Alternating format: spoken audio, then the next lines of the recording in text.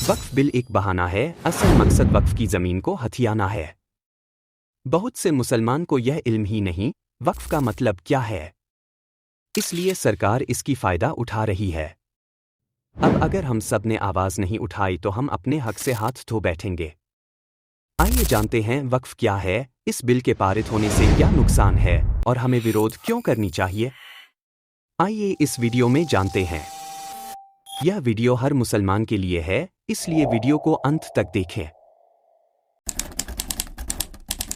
वक्फ का मतलब होता है अल्लाह की राह में कुर्बान करना या दान करना। भारत के लाखों मुसलमानों ने अपने जमीन, घर और बहुत कुछ अल्लाह की राह में वक्फ किए।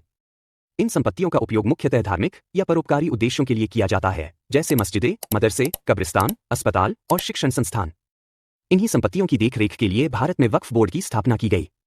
भारत में वक्फ की अवधारणा इस्लाम के प्रारंभिक काल से मौजूद है, लेकिन इसे औपचारिक रूप से ब्रिटिश शासन के दौरान 1913 में स्थापित किया गया। इसके बाद 1923 में वक्फ अधिनियम बनाया गया, जिसने इसे कानूनी आधार प्रदान किया। स्वतंत्रता के बाद 1954 में वक्फ अधिनियम पारित हुआ और 1964 में केंद्रीय वक्फ परिषद की स्थापना की गई। 1995 में वक्फ अधिनियम में संशोधन करके वक्फ बोर्डों को अधिक शक्तियां प्रदान की गईं। वक्फ बोर्ड के पास विभिन्न प्रकार की संपत्तियां होती हैं, जिनमें भूमि, भवन, मस्जिदें, मदरसे, कब्रिस्तान और अन्य इस्लामिक संस्थान शामिल हैं। 2022 के आंकड़ों के अनुसार भारत में वक्फ बोर्ड के पास लगभग 7.87 लाख संपत्तियां हैं, जिनमें सबसे अधिक उत्तर प्रदेश में स्थित है। वक्फ बोर्ड भारतीय रेलवे और सशस्त्र बलों के बाद देश का तीसरा सबसे बड़ा भूस्वामी है, जिसके पास लगभग 9 लाख एकड़ से अधिक भूमि है। सरकार एक वक्फ संशोधन विधेयक लेकर आ रही है, जिसमें वक्फ बोर्ड के कार्यों में सरकारी दखल बढ़ेगा। यहां तक कि कुछ खबरों के अनुसार वक्फ बोर्ड में गैर मुस्लिम सदस्य भी शामिल किए जा सकते हैं, जहां सरकार इसे पारदर्शिता और भ्रष्टाचार उन्मूलन की दिशा में कदम मानती है। सरकार वक्फ की इन नियमों को बदलना चाहती है। नंबर 1, वक्फ बोर्ड की संरचना में बदलाव।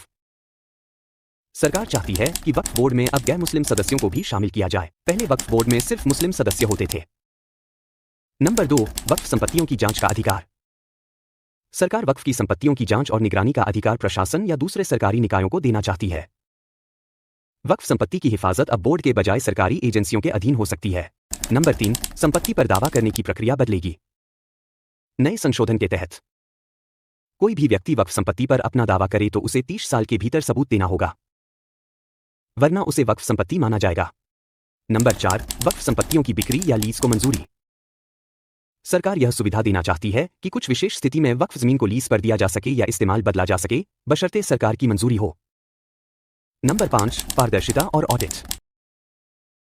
सरकार चाहती है कि वक्फ बोर्ड की सारी आय और खर्चों की डिजिटल रिपोर्टिंग हो और उसका समय समय पर ऑडिट किया जाए। नंबर 6, विवादों का समाधान ट्राइब्यूनल वीकनिंग।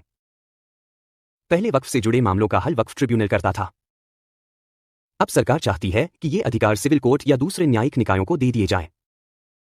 अगर आप ठीक से देखें तो यह सभी नियम हम मुसलमान के पक्ष में नहीं है।